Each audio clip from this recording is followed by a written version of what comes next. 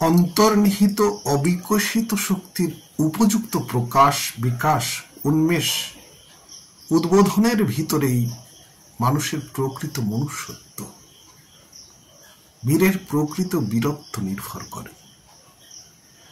উপযুক্ত সময়ে আত্মশক্তির উন্মেষ, উদ্বোধন, আত্মচেতনার প্রকৃত জাগরণ না ঘটিলে অতি বড় বীর, মস্ত বড় মনীষীও নিতান্ত সাধারণ নির্জীবের মতো কাল কাটাইতে বাধ্য হয়।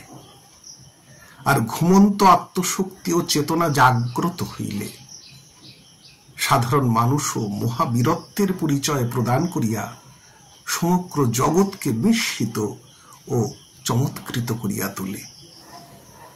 সার্ধ ত্রিহস্ত পরিমিত ক্ষুদ্র মানুষই স্বীয় উদ্বোধিত শক্তির বলে দুর্লঙ্ঘ গিরিশৃঙ্গ উল্লঙ্ঘন করিয়া, দুস্তর কানন কান্তার মরু প্রান্তর অতিক্রম করিয়া প্রচন্ড তরঙ্গ বিক্ষুব্ধ অপার বারিধি বক্ষে ভাসমান হইয়া অসাধ্য সাধন করে, জরা মৃত্যুঞ্জয়ী হইয়া মহাকালের উপর পর্যন্ত প্রভুত্ব করার মতো সামর্থ্য লাভ করে।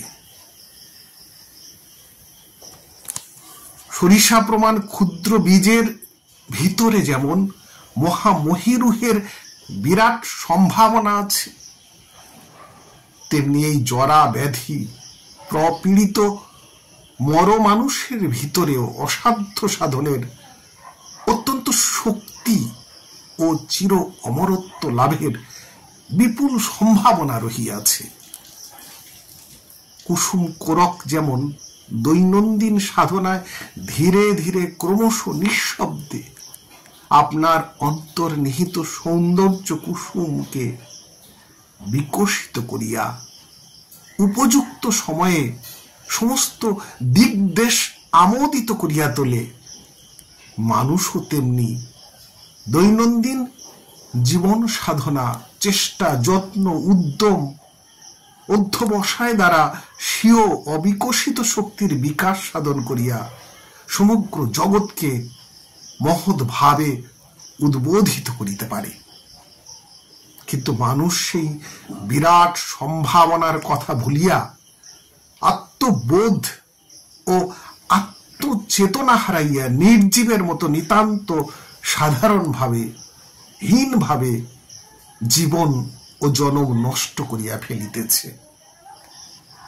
এই যুগ মহা জাগরণের যুগ, মহামুক্তির যুগ। এখন আর মানুষকে নিতান্ত অসহায় নির্জীবের মতো ঘাত সংঘাত ও অবস্থা বিপর্যয়ের মধ্যে পড়িয়া হাবুডুবু খাইলে চলিবে না। তার ঘুমন্ত সত্তাকে জাগ্রত করত, জীবনের বিরাট সম্ভাবনাকে সার্থক করিয়া তুলিতে হইবে।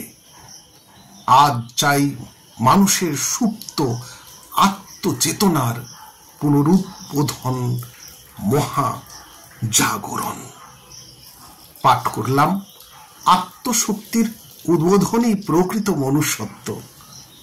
লিখেছেন স্বামী আত্মানন্দ। ধন্যবাদ।